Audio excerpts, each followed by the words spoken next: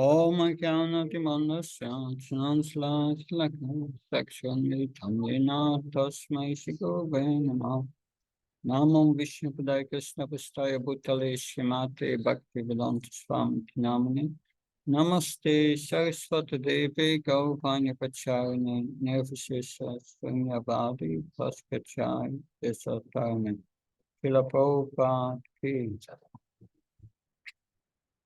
So we will now discuss the last section of chapter 13, verses 27 till 35. In this section, Lord Krishna will conclude, if you know the body and the owners of the body, the soul and the super soul, and you understand the distinction between them, and you know the process of liberation, then you can attain the supreme goal, love for Krishna. So we start with text 27. Om Namo Bhagavate Vasudevaya.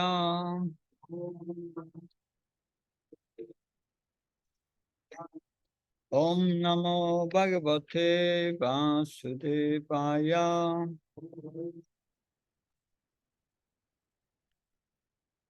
Om Namo Bhagavate Vasudevaya. Yavat sansayate kinchit tatvansthavarajankamam chatra chatraya samyogat tatfidi bharatashaba. Translation and purport by A.C. Bhaktivedanta Swami Srila Prabhupada Ki. O chief of the Bharatas, know that whatever you see in existence, both the moving and the non-moving, is only a combination of the field of activities and the knower of the field. So, Krishna, he points out here that knowledge factually means seeing the soul and the super soul situated in the body.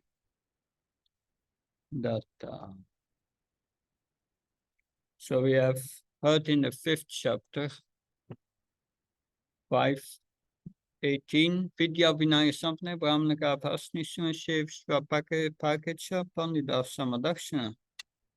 A pandit, a learned person, sees within the body, within all bodies, in the bodies of a Brahman, of an elephant, a chandal, and so on. He sees the spirit soul and sees the equality in all living beings as a spirit soul. They may have different bodies, that's something else. But he sees the soul and the super soul in the body. So in the purport, so whatever is created is but a combination of living entity and material nature. Combination. Little further, without touch of the superior energy, the living entity cannot grow. That's all done by the spiritual energy, superior nature. That the body grows because the soul is there and the super soul. And then further, that this combination is affected by the Supreme Lord. That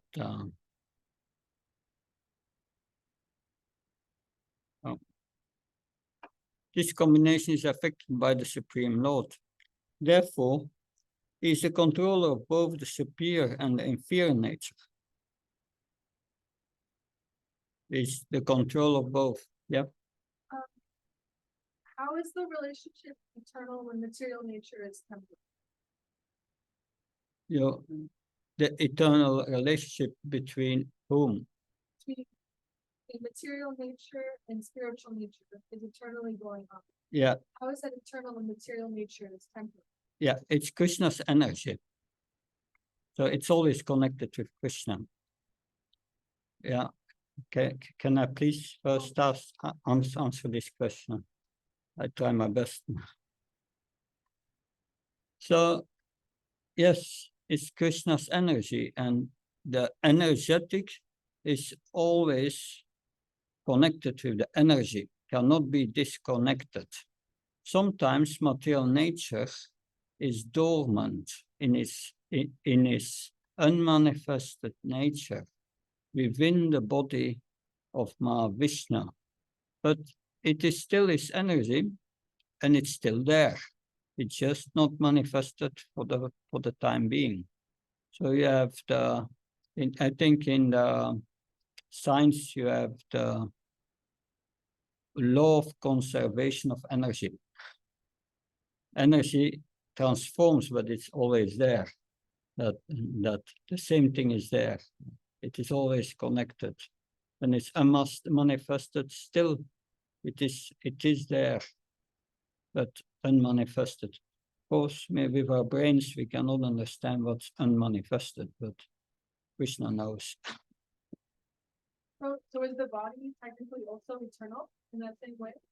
The components of the body are eternal. It's made of earth, and earth is eternal. It's some manifested, some not. Sometimes not. Yeah. Yeah. Yeah. Yes, the other question. My understanding cycle of creation makes that right? You are saying the same things in other words. Because the cycle of the cycle means it is created, it is maintained, it is destroyed. When it's destroyed, where is it? It's unmanifested. Hare Krishna. It enters again in the body of Mahavishnu. Yeah. But, yeah. Always, again and again, is manifest. That's the reference for Bhagavad Gita. Thank you, Pandit. Which first number is it? Buddha Buddha. Yeah, that's Krishna say that in the 9th chapter.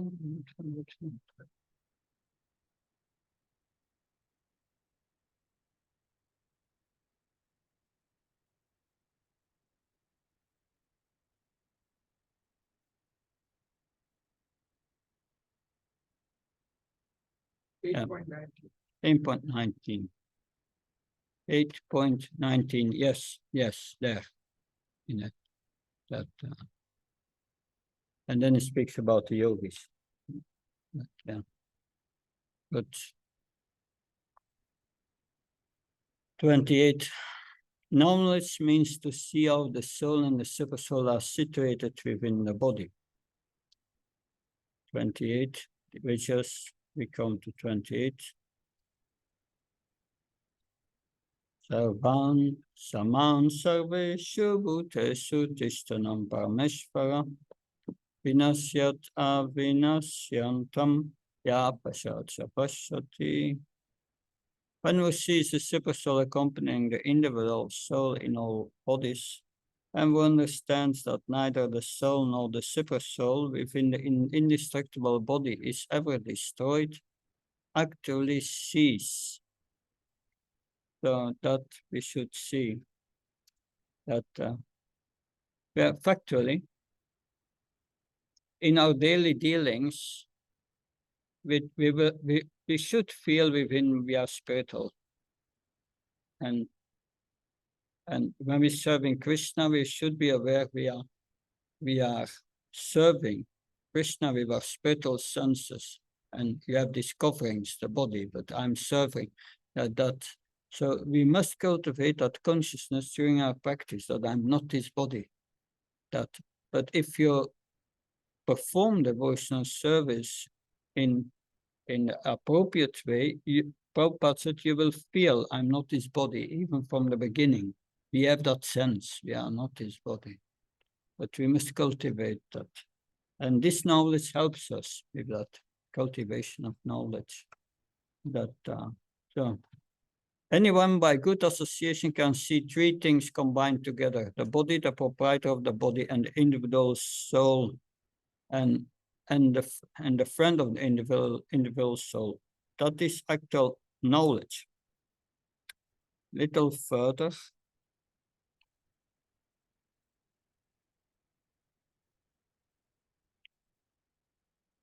After the destruction of the body, both the soul and the supersoul exist, and they go on eternally in many various moving and non-moving forms. Good.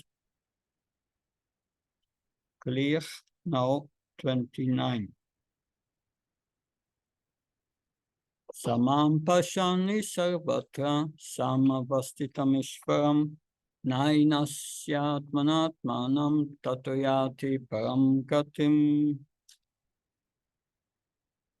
One who sees the supersoul equally present everywhere, in every living being, does not degrade himself by his mind. Thus he approaches the transcendental situation. Krishna has said that before, I think in the 9th chapter. One who sees me in every living being and sees every living being in me is never lost to me, and I'm never lost to him. So that direct relationship, that he does not degrade himself because he's always connected with Krishna. No contamination can come in if you are always connected. Yes. Well, please.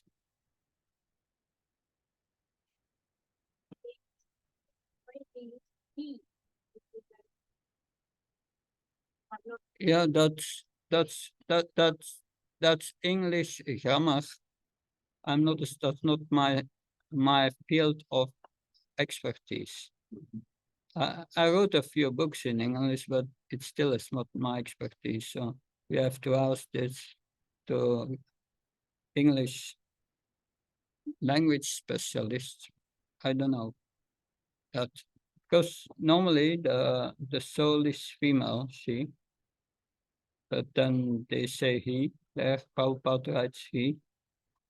That, but anyway, he and she is material concept on the material platform.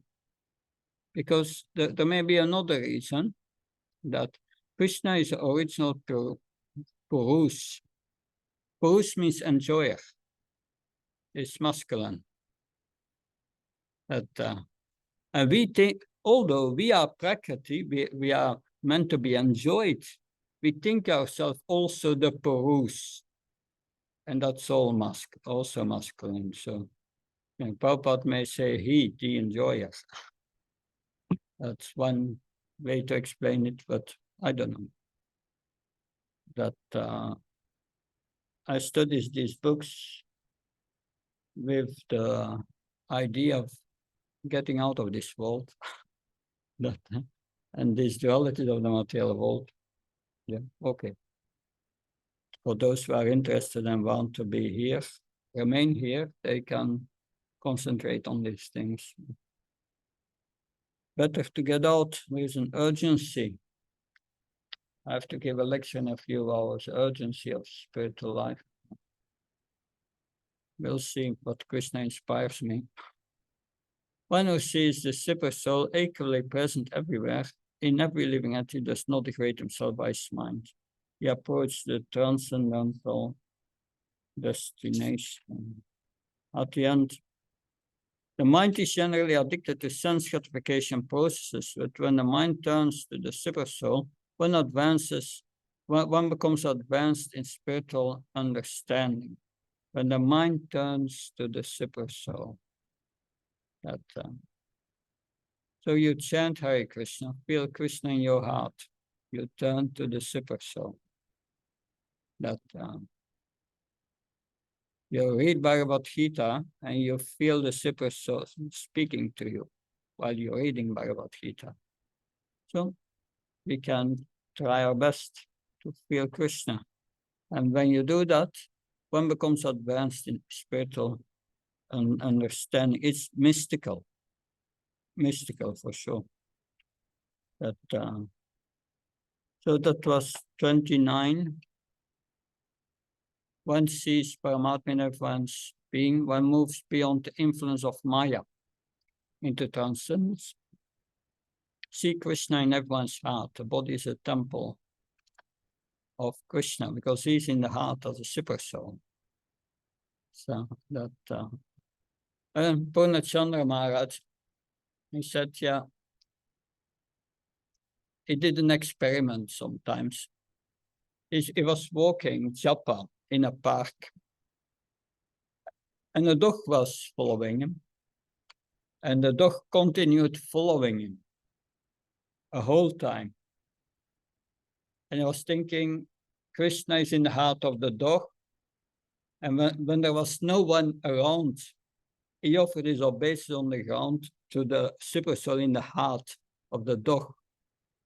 And what did the dog do? Though? Said, ha, ha, ha. And when the dog saw that, he ran away. And he didn't came back. Anyway, don't try it. But he was aware of that. It was nice. Purnachandra Maharaj. 30. 30 is a verse that is many times misunderstood. We will read it first.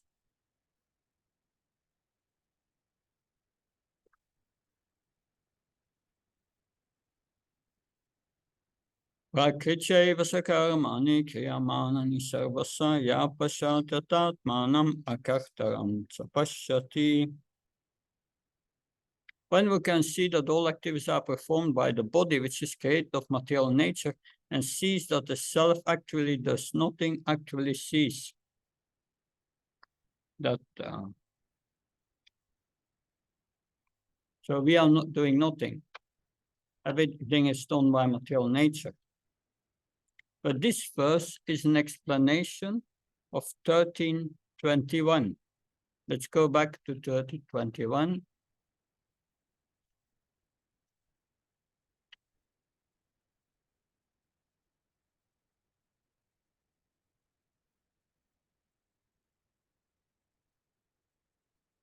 Karya, karana kartritve hetu pragatyuchate, purusha sukhadukanam bhaktritve etuchate. Nature is said to be the cause of all material causes and effects. So nature does everything. But what are we doing?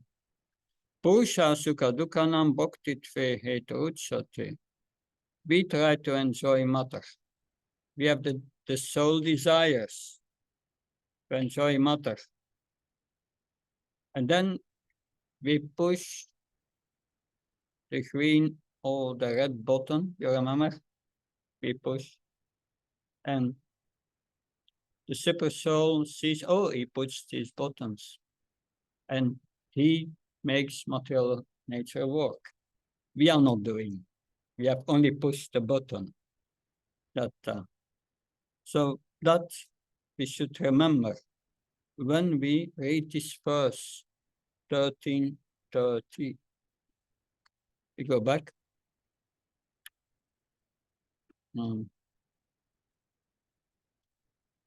Okay. In the purport.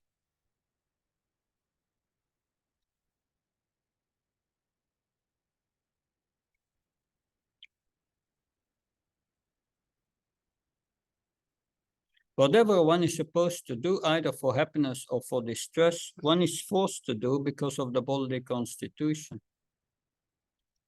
The self, however, is outside all these bodily activities. And a little further, practically speaking, the body is a machine to fulfill desires. Because of desires, one is put in these circumstances to enjoy, to suffer, or to enjoy. So it's a machine to fulfill desires. Desire means I'm pushing the buttons. And then material nature does the rest. It gives us suffering or enjoyment.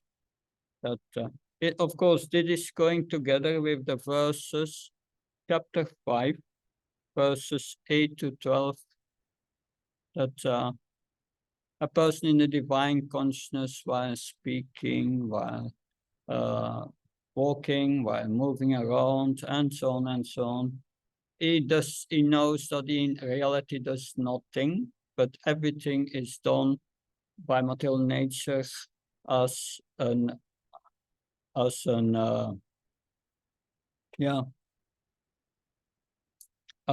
reaction between sense object and senses.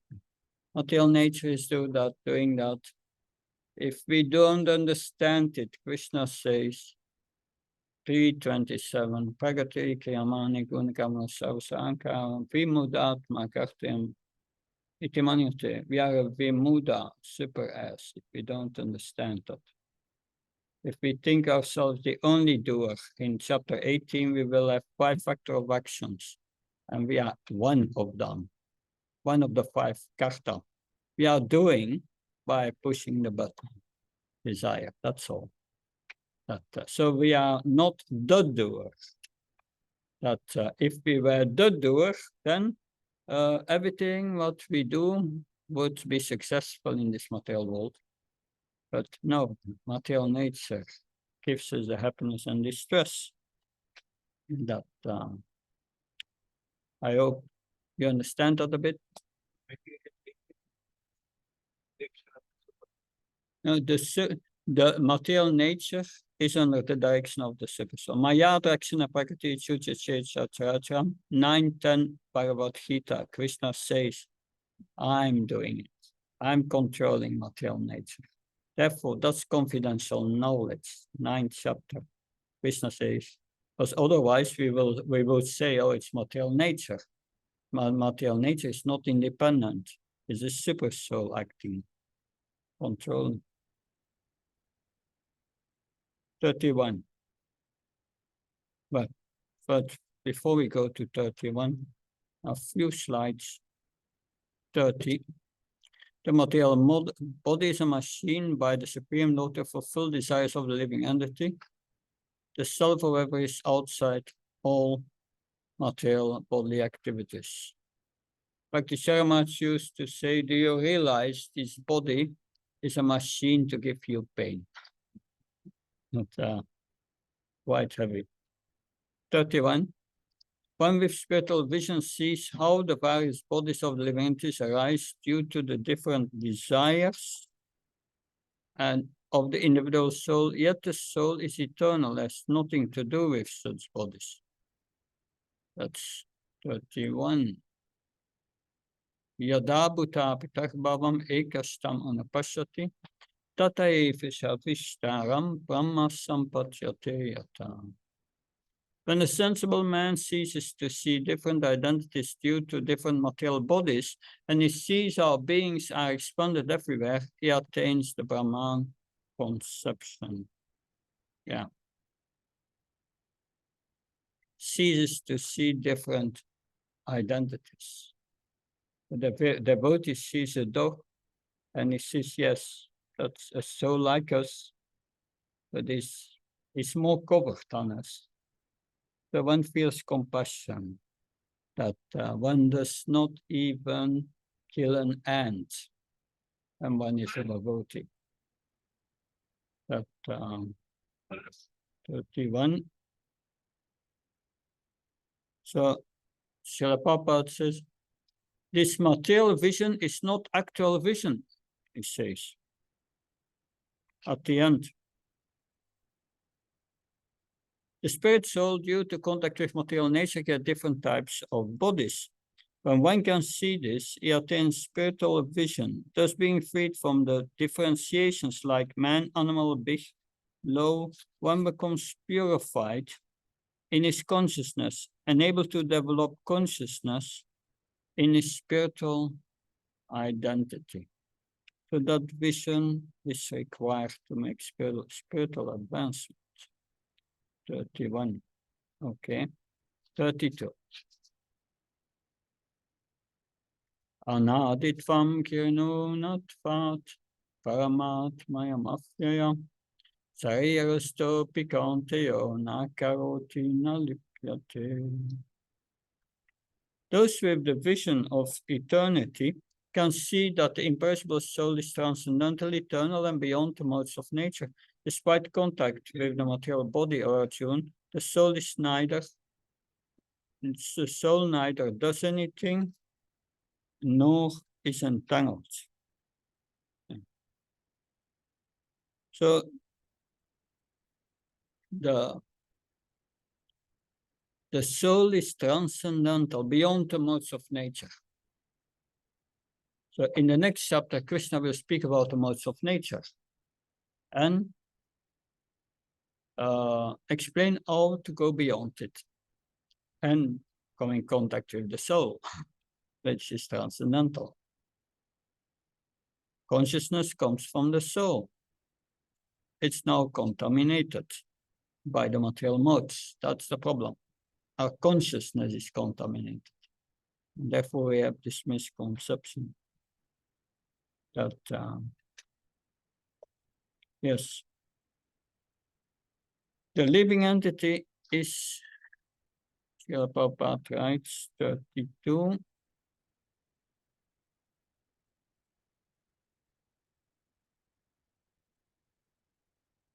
But actually, the living entity is eternal. And in spite of its being situated in a material body, is transcendental and eternal. That's the essence. At 34, we are not so far.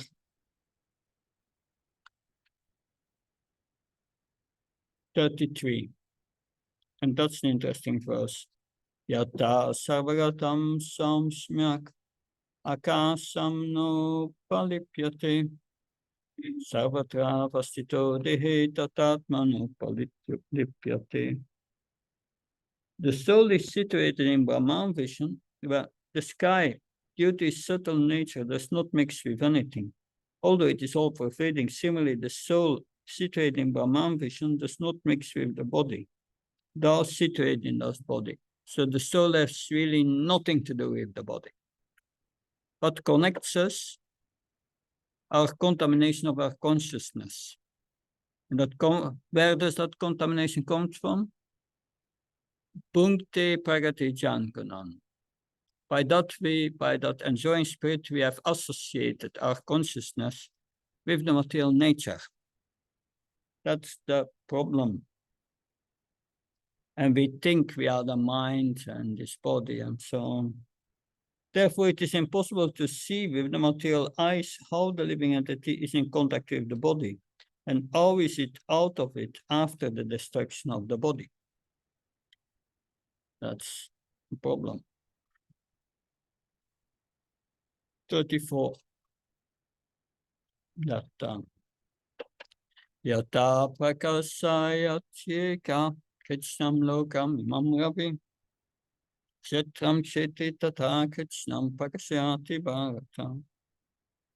As soon as Bharata, as the sun alone eliminates all this universe, so does the living entity, one within the body, eliminate the entire body by consciousness. That this Srila Prabhupada writes in a purport. Thus, consciousness is the proof of the presence of the soul. When the soul is present in the body, there is consciousness all over the body. As soon as the soul has passed from the body, there is no more consciousness. Therefore, consciousness is not a product of the combination of matter. It is a symptom of the living entity. At the end, but the super soul, which is situated in all bodies as the friend of the individual soul, is conscious of all bodies.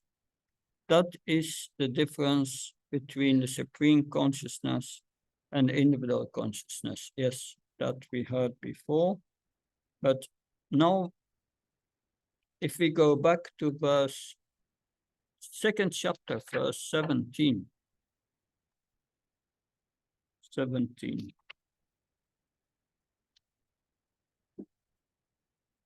Avinasitu dat fidi, jena sermum idam tatam vinasam avyasya nakarchit kartamarati. That which pervades the entire body you should know to be indestructible. No one is able to destroy that imperishable soul.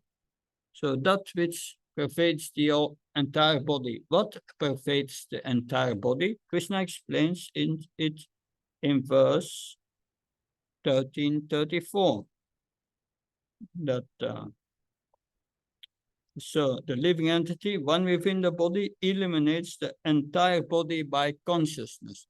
So it's consciousness that's coming from the living entity that pervades the entire body. That so that's confirmed. This is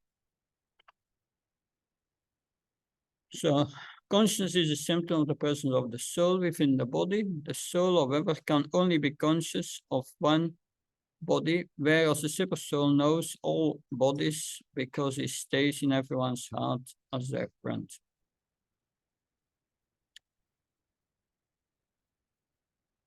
Then text chapter 13, verse 35. Kshetra kshetra chayor evam anantram jnana chakshusam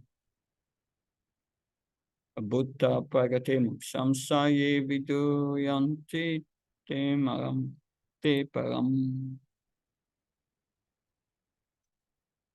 Those who see with eyes of knowledge the difference between the body and the knower of the body, and can also understand the process of liberation from bondage in material nature, attain to the supreme goal.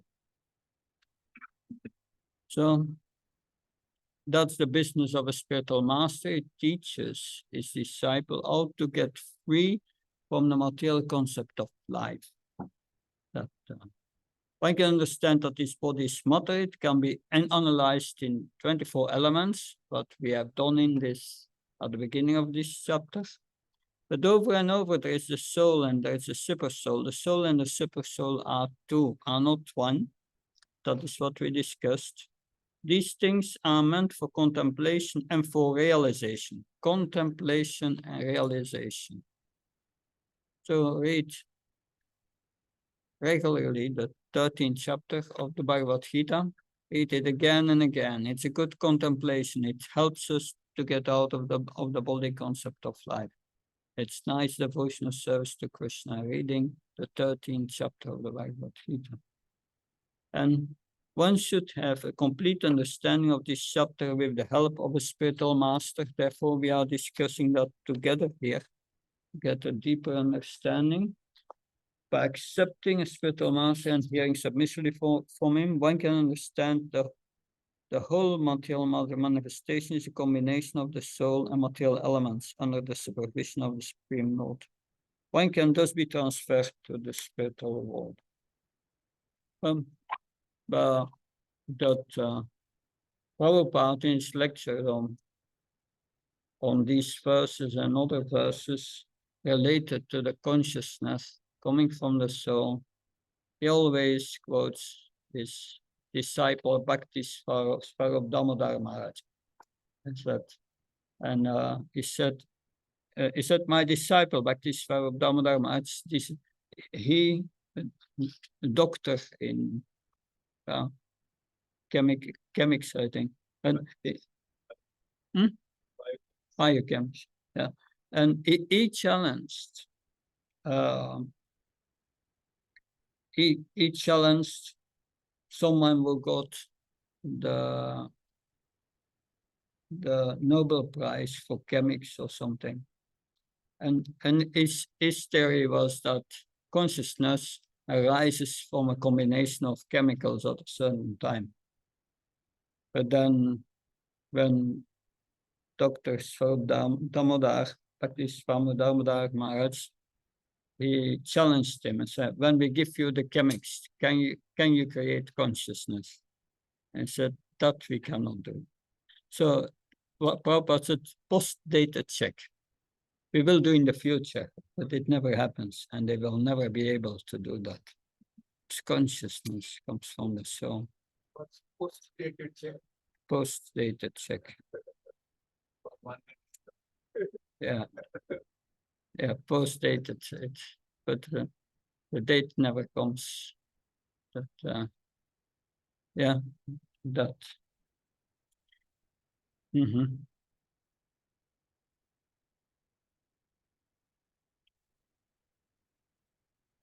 So, any comments, questions?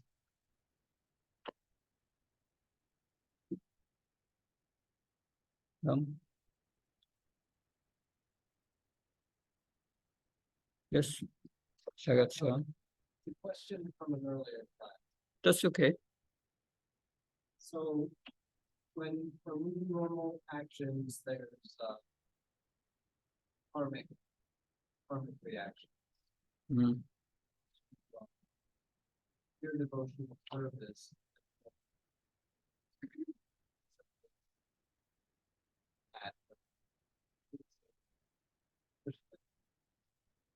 What about impaired emotions? Back.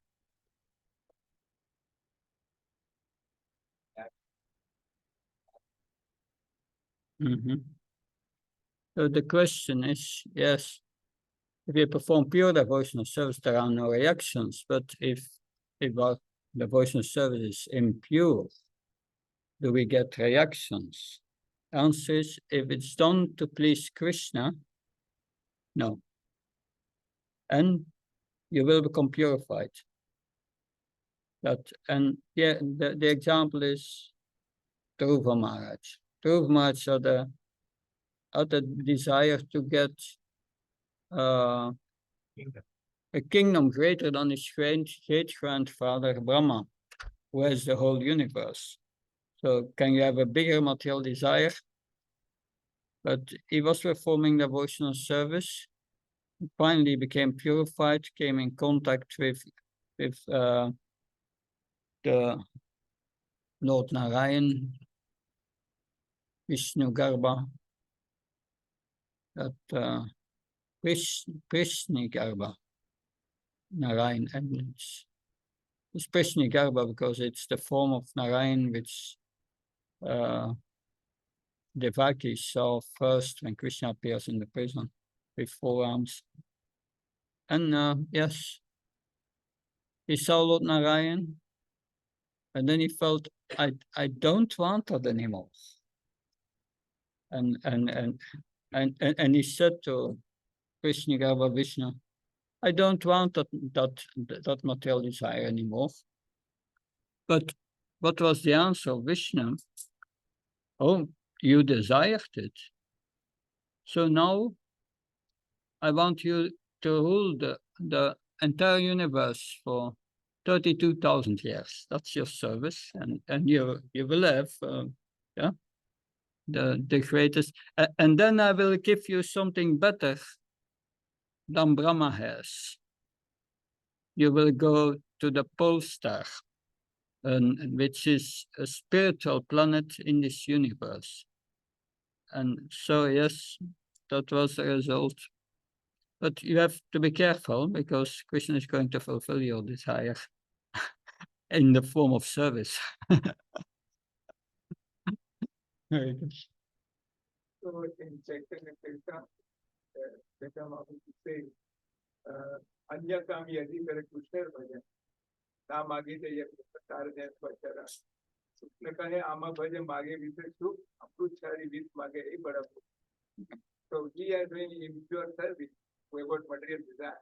Yeah. But Krishna, he fulfills some of it, and then he says, why should I give him this person more poison? Let me give him the nectar of my devotion. Yeah. So he gives the favors us because we are doing parampara. He favors us. Yeah, that's Krishna's speciality. No demigod can do that. So you approach Krishna with material desires. So he fulfills your material desires and take it away. Because he is Hari, he steals. Takes it away. And yeah, but only Krishna can do that. That's many times seen like that. Also, in the Kumaras says that now I don't want any material that. But then Krishna says that you have to do that because people might think that Lord Krishna plays trick. Yeah. And takes away the material goods and doesn't want to give material. Anyway, it's Krishna. Prabhupada said we should be very careful. We are dealing with Krishna, the Supreme Personality. Good. Thank you very much. So we will stop now and we will continue on Monday with the 14th and the 15th chapter, Tuesday, 16, 17. And then we have Wednesday, the 18th chapter, not completely. And then on Thursday, the rest of the 18th chapter and a few sessions thematic. That's the program for next week. Thank you very much. Hare Krishna and Jai Prabhupada.